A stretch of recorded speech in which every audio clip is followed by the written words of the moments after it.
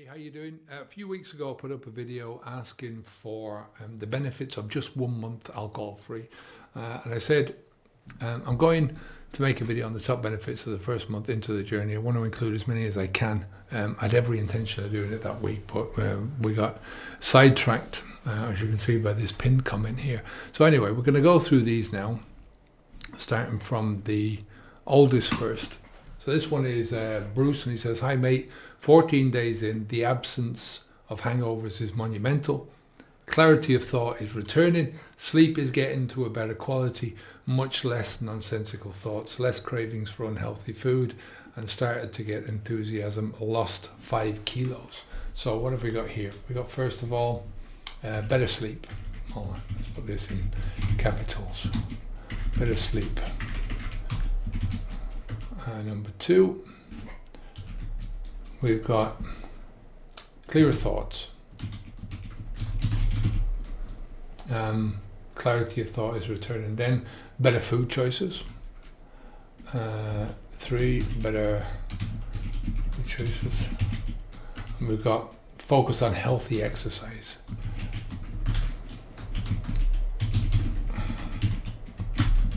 And then we had started enthusiasm, £200 saved, so money saved. And he's only done 2 weeks and not the full month. And number 6, is there any more after this one? Weight loss.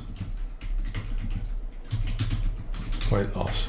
Might have put number 5 there, doesn't matter.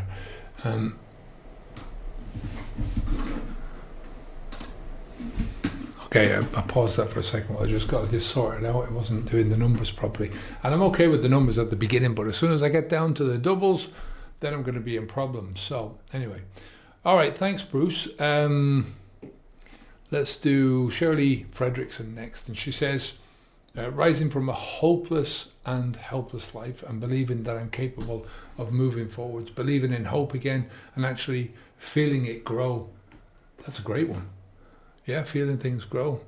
After 30 days, changing my mantra from I'm worthless to I'm worth it. Thank you, Kevin, for being a friend of this journey. You're very welcome, Shirley. Shirley has left a lot of comments over the years. So what have we got here? We've got rising from hopelessness, self-belief, right? Believing that I'm capable of doing this. Self-belief. And then we've got, she says, hope. And then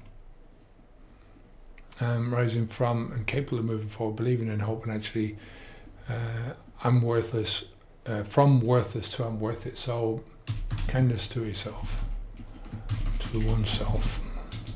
Okay, that's about it for that one. Thanks, Shirley. Fred Hale, definitely better sleep and less anxiety, not waking up thinking, who did I upset last night? Who did I send a stupid text to? What a ridiculous thing did I buy online? Well, I'm pissed, right? So there's a few in there that we haven't done. First of all, there is less anxiety, right?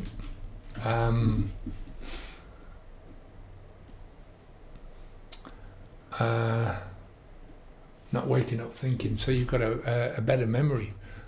What I did last night. Better memory. Who did I upset? What does that bring about? Stupid text. Less embarrassment.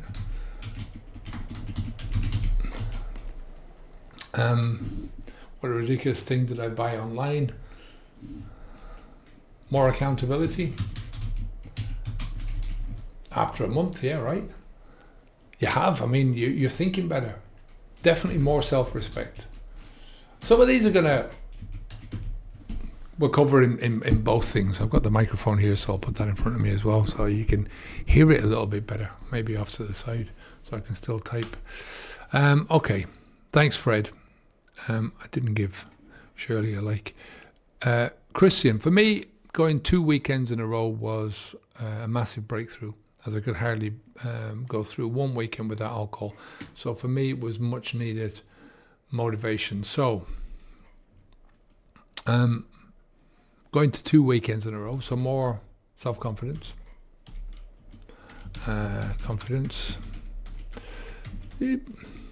Microphone's in my hand now, so Can I lift this a little bit?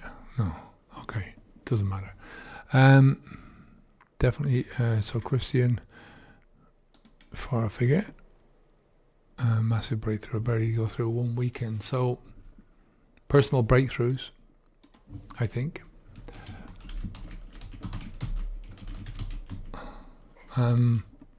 Motivation to carry on. If once you've done 1 week, it's easier to do the next week, right? It's easier to do the following week and the week after that. Once you get a bit of self-confidence and you break through these things. I mean, we drink more and more and more because of the breakthroughs that we have. So when I first started drinking alcohol, all I could drink was a couple of pints and I'd be on my back. My head would be spinning and I felt like vomiting. So I couldn't physically drink more than that. And then you get there's a threshold that you cross over and then you can drink 3 pints or more, and then it's up and up and up as you're going further and further down this road, right? And I think it's the same thing with people who start drinking whiskey. We're talking about gateway drugs. These are gateway lines that let you across. Once you, let's say, for instance, you start opening up the second bottle of wine for yourself after you've finished the first one off, that's a gateway line that you've crossed inside your own head that gives you permission not only to do it that time, but to do it the next time as well because you did it the time before, right? So these personal breakthroughs, it's the opposite way around. You're doing it in the reverse now, right? First you get a week, then you get 2 weeks, then you feel great. You have a bit more self-confidence, motivation to continue, right? Aris Fuser, self-esteem, clarity of mind, sleep, and time. Lots of time to make yourself feel better. So what have we got there? Self-esteem, I think, we can put that down. I know we've got self-confidence. Maybe we're going to double up. I'm not sure let me know if I am. But you can see already we've got 18 here. More time. I'm going to put more energy here as well because I think these two go together. And what else did he say now? Self-esteem, clarity of mind, sleep, time. Lots of time to make you feel better. So you feel like you're on the path of the best version. On myself. Okay, that sounds good to me, right? Who have we got next? Harris, thank you. Richard O'Connor. Weight loss. Once I quit, we've already got that. Once I quit, I continued to eat what I felt like, but I also began walking 2 miles a day and drinking 100 ounces of the old H2O. I lost 15 pounds in the first month and another 70 pounds in the months to follow. Wow, 70 pounds. So there's nothing there. We've done weight loss. We've done eating better, I think. Have we done that? Better food choices, yeah. So what have we got now? Momentum. The guy has done, what did he say now? He lost 15 pounds in the first month and another 70 pounds in the 8 months that followed. Ugh. My brain is not working today. It's a bit chillier here in Spain. It's the coldest day now since we got back. Nowhere near as cold as Andorra, so I'm not complaining. Thank you, Richard, very much for taking part in this. Louisa, she says, no hangover. Nobody said that before. Hangovers. No more hangovers. Right? I'm not waking up every day thinking how I can get done what I need to and eat something, anything so I can crack my 2 o'clock beer. Who wants to start shaking at 2:01? Yeah, that's very precise. But no more vicious cycle. Is that how you spell it? Cycle. And then no more vicious cycle, right? You're of that particular vicious cycle. No more of that particular delusion. I think by the time you get to 30 days, you're really starting to see a difference in yourself and you're starting to get rid of some of that fear. a lot of the fear there, or the negative expectations start to disappear, and you start to think, yeah, I can do this. I can do this. It doesn't take away everything, and by 30 days, you still haven't got rid of the identity. The old habits, all the sequences, all of those are still locked into place, a certain amount. But thank you, Louisa. Yeah, it's you're really starting to get a hold of things, right? Roland Joseph. Roland's he's always commenting, so thank you very much for all your comments and for taking part in this. I had stomach ulcers when drinking. It scared me. Bad heartburn.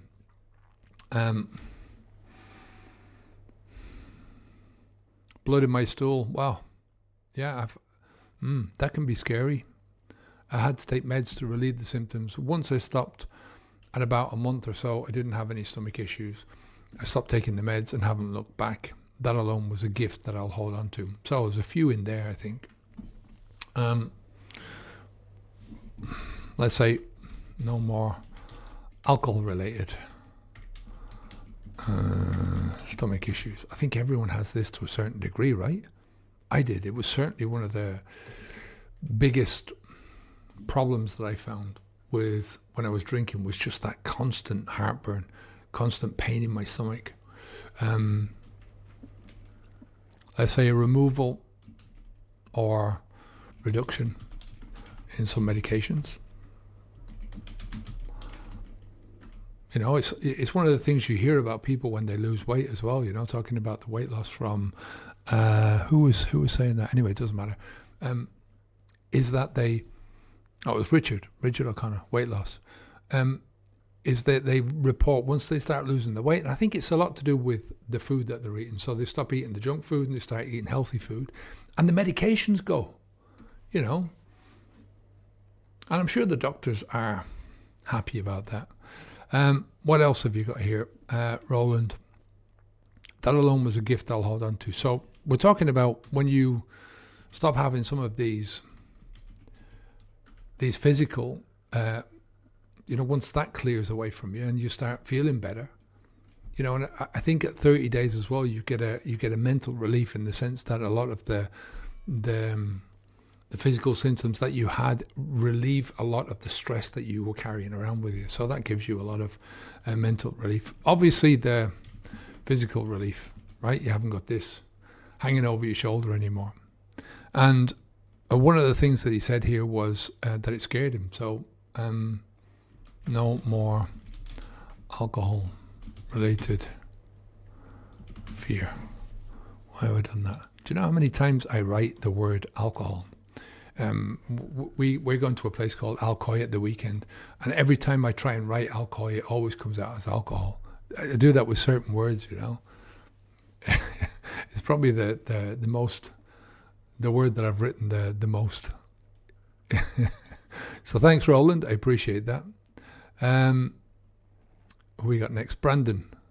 Okay, well, 2 years next month, but I clearly remember a reduction, almost 100% in anxiety. We've already got that. Then weight loss, we've got that. Heartburn went away. Have we got that? Digestive problems, I suppose. Yeah, we've covered that one. Sleep was amazing. No hangovers in the morning. And there was the money saved. It was enough to buy kettlebells. So, better purchase decisions. It's a benefit, isn't it? I mean, I'm not saying that I bought a lot of crap when I was drinking. I don't think I had the money for it. You're spending so much money on this side of things, not only on the alcohol, but on all the rest of the crap that you're buying as well. But you certainly notice the money that you have the next day. So I appreciate it, Brandon. Jen's journey. Okay. Let's see if we can get some more out of this one. As your sobriety grows, you realize when you were drinking, you can only drink. But when you're sober, you can do whatever the hell you like. That kept me going for years. Besides the obvious gains of losing weight, having a clearer mindset, saving money, etc. We've already got those down, so I'm glad you put down that they're kind of obvious, I found that I started to develop a relationship with myself. That's a nice a nice way of putting things, yeah. Something I've been putting off for years, hiding from. Yeah, I was scared about what I'd find. Turns out everything is okay. I'm okay, and I feel better being in control of myself and my life instead of being a slave to addiction. It's all about your mindset. If you believe it'll be easy, and remind yourself this is something you want to do, rather than feel you've been punished and deprived, then it's much easier in the long run. And Jen has been doing this for 11 years. 11 years. Fair play to you, Jen. And she's 7 days smoke-free. Good stuff. So that's 4 weeks ago. So hopefully you're five weeks now. Thank you very much for posting. There's quite a bit in there, actually, when you look at it. So first of all, you've got more possibilities, opportunities. And then you've got better self-connection. You're looking at yourself differently. What did you say? That you're starting to develop a relationship with yourself. So you've got a reduced fear of being self-searching. Does that sound right? Reduce fear of being self-searching. The reason I'm putting reduce fear here is because you're only 30 days into it at this stage. And I know Jen's looking back from 11 years. So she's seen the journey that's going on from there on, and obviously she's done a lot more self-searching than before. But, another one that she said here was that she didn't expect a lot of the stuff. So reality is not as bad as expected. I was saying this earlier on. This is one of the biggest things, that you expect certain things. If you've been drinking for a long time and you want to step across that line, and the reason why, one of the biggest reasons why we don't step across that line is because we fear stepping outside of this comfort zone that we're in, into that stretching zone, right, where we're feeling discomfort of the stretch. And that can really stop us from even thinking about the decision. So we'll think more about reducing the amount that we're drinking because we've done that before. Like I said, go back to when I was talking about those thresholds that we step across. When we're talking about the gateway lines that you cross over. That's something, every time you cross, you don't forget about the last bit. You remember, oh, well, I used to only drink 2 pints, or, I used to only drink a couple of glasses of wine. And that's what your brain is trying to get back to. But your mind is trying to get back to that, or your logical brain is trying to get back to that. Maybe the emotional part of your brain is. But your brain won't let you get back to that because of tolerance. Think about all the times that you tried to moderate before. And it only lasts for a very short space of time because you're not getting the buzz that you want now because of tolerance. So it's only a matter of time before you go back to where you were. Also, in this kind of stuff, she's talking about being in control of myself. So that's more self-control. Did we put that down before? More self-control.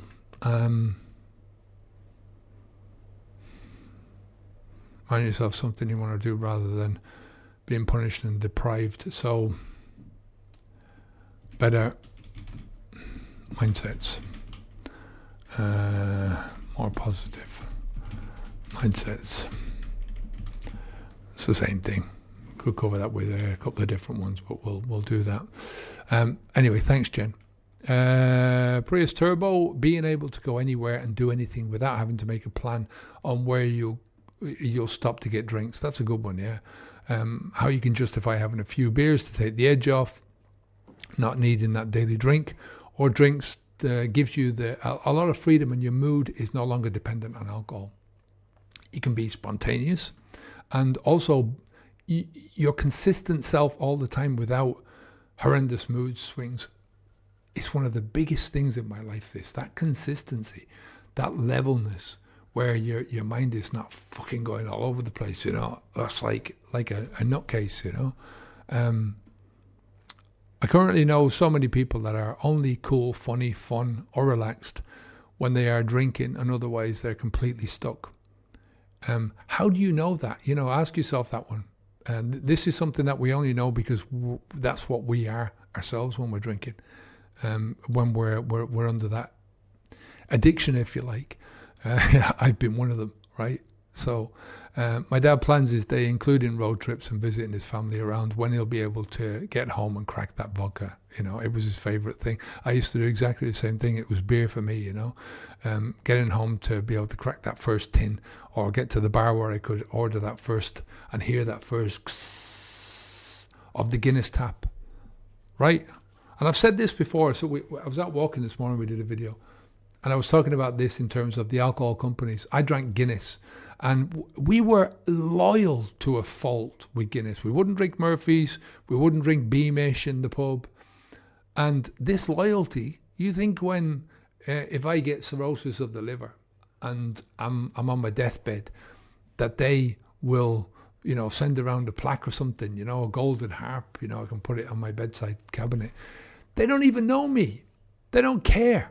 You know, as far as they're concerned, they wouldn't even know that there's another person that's not drinking their stuff anymore, right? It's only, you know, big numbers that they see the drops. They're starting to see drops. And it's one of the reasons why they pushed into the alcohol-free beers, because they knew. And I'm not blaming them, right? This is a company. This is the same as the cigarette companies. You can blame them for a lot of the stuff that they did to keep people drinking, but you can't blame them for making something, for making a product, because it's up to the person whether or not they're going to drink it. So he gets so excited, he starts singing to himself. Dude will only meet for lunch before 1 p.m. so he can be sure he's back home before the traffic, and he's drinking beers at lunch anyway. I mean, I know this is your dad, but this is everybody.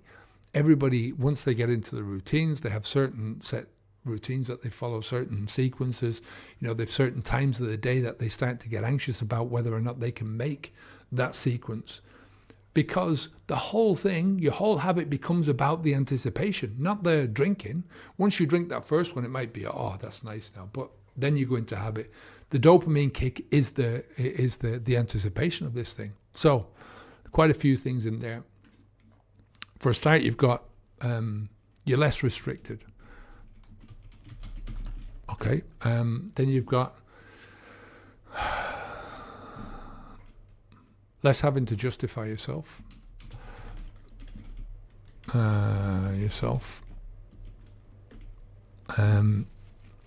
Take the edge off. No more chasing the cure. Not needing that daily drink or drinks gives you a lot of freedom, and your mood is no longer dependent on the booze. So you've got more spontaneity. Is that how you spell it? So let me know. Thought I spelled that right. It's one of those stupid words. There you go. It's an E. Okay.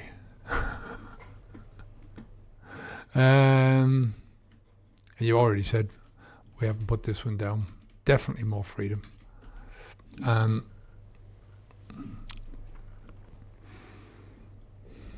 Less dependence.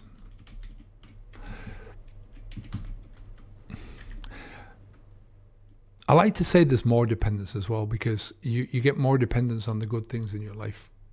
Maybe not after 30 days, but you really do. I mean, I think you have to start with habits. One of the biggest things that I enjoy teaching is once we get past that stage of the coping, right? Just coping without alcohol. It's like dealing with the cravings, dealing with that to and fro inside your head of one part of you pulling one way, the other part pulling you the other way, like some kind of there's a split personality. But once you get past that and you start acclimatizing, you calm down, you start to live your day-to-day life. I enjoy then, you know, and it's generally month 3 we kind of started in the program, but it's month 4 onwards, up to that first year, it's building that base of solid foundational habits, right? And it's all around the things that you want to do. So it's, you figure out what you want to do in the future. You figure out your values first, right? What is it that you value in life? Then from there, then you can figure out the goals. If you don't figure out what you value, what's the fucking point in figuring out your goals? And once you've got your goals together, then you can start to say to yourself, okay, what are these foundational things? Think about, the reason I'm going foundational is thinking about the Maslow's hierarchy of needs. So you've got this basis of needs at the bottom of that hierarchy.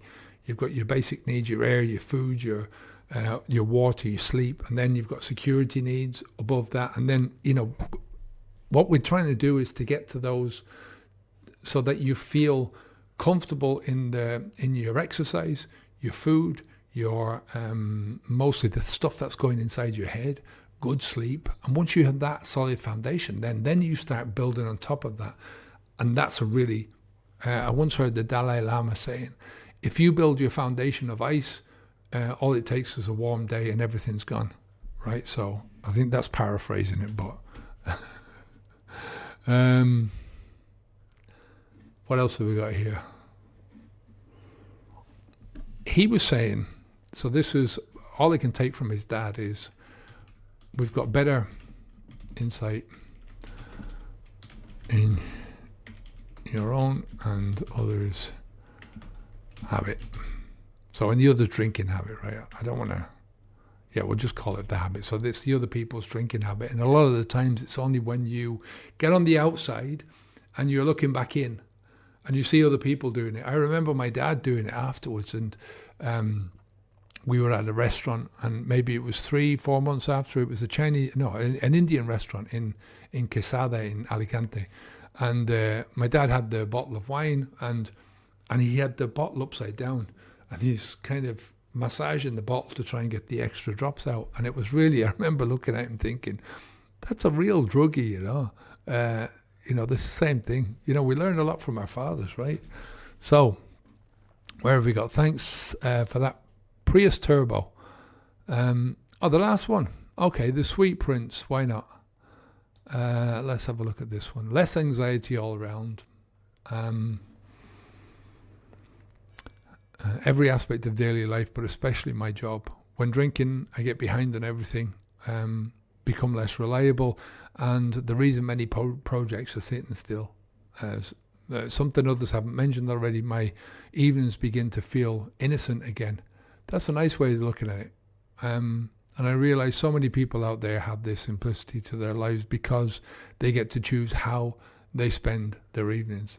I do too, but when it's drinking, it's a compulsion and it feels like a prison.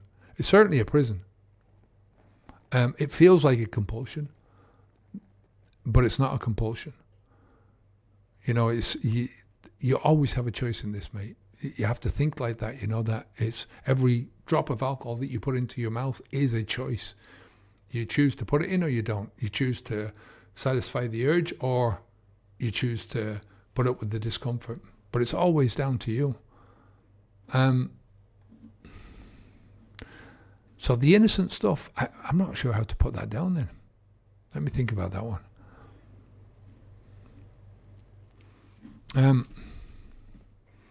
Let's say we just got the evenings back. Okay? I think that's probably, I don't know how to translate the other one. I feel innocent again. You get your evenings back. I think better at your job or your business. And more reliable. Become, get behind on everything, and I think that's it, no? Mentioned already, my evenings begin innocent again, and then I realize so many people out there have this simplicity to their lives. I have to say that. Simple life. I think life with alcohol gets so complicated because you're thinking about it all the time. And even though we're thinking it's simple because we're moving down, everything is about one thing. it just gets so complicated because of the amount of problems that you're creating in your life. I love that about my life. I'm so simple-minded in that way. In my free time, I tend to try and make as many routines as I can in my work so that I can get stuff done, and so that I love doing my work. Right? I try and get other people to do the crappy parts of it, or the parts that they're good at, right? And I'm not so good at. But I'm not very imaginative with my spare time. I like to do the same things. I read loads. I walk loads. I love going out to restaurants and eating good food. Right? I love going and visiting places. Like I said, we're going to Alcoy this weekend. Really looking forward to that. But it's simple stuff. It's nothing complicated. I'm not interested in traveling the world. I'm not interested in meeting a load of people. I just want to enjoy the people that are in my life, and enjoy people that come into my life and out of it again. That's just the way. I enjoy doing my work. That's it. So look at that, 48 benefits, and we could have gone on. This is out of how many? 13 comments, and one included myself. So 12 comments we've come up with, 48 different benefits. Better sleep, clearer thoughts, better food choices. Look at them all. Less anxiety, personal breakthroughs. I love that one. Just seeing that you can do this. More energy. Momentum. Momentum is the key. If you don't have momentum, once you lose momentum, it's very hard to get it back again. So 30 days is an important milestone to cross. And it's important just to get that into your head. Fuck the alcohol. It's not going in there anymore, right? Whatever I'm thinking about it, it's just a delusion. That voice that's coming into the back of my head that's saying to me, maybe one, maybe two, shoot it off, right? You have to stand up to these things. Mental relief, physical relief, no more alcohol-related fear.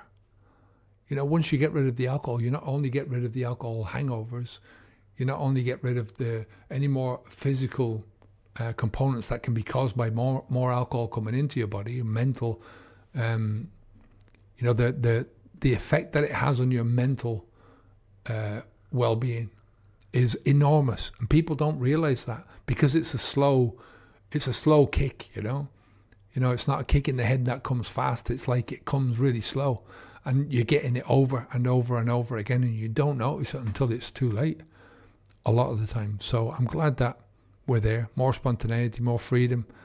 All right, I'm going to leave it there for today. I'll post this into the... Where should I post it? I don't want to put it in the comments because that will give the game away and how many we're getting. But you can see them here, right? I don't need to post them anywhere, right?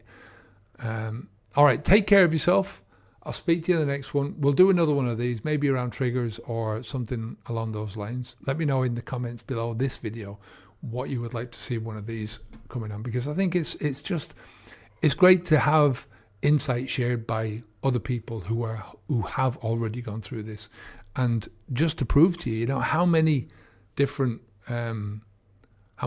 benefits you can have, how many different changes you can have in your life. Forget about the benefit part of this. Every single one of these is a positive change. It's a step in the right direction. And if you want to get rid of the shitty feelings that has brought you to these type of videos, right, and move on to getting courage, getting self-esteem, getting self-confidence, the best way of doing it is cutting off the thing that is sapping all of those things in the first place. Alcohol. No more moderation. No more saying, I'll do a little bit, we'll just tame it down a little bit first. Fuck it out the door. Get rid of it. No more. And look how much you can get in your life. All right, I'm going to leave it there for today. This is well over 30 minutes now. And best of luck to you. I'll speak to you in the next one. Onwards and upwards. Bye now.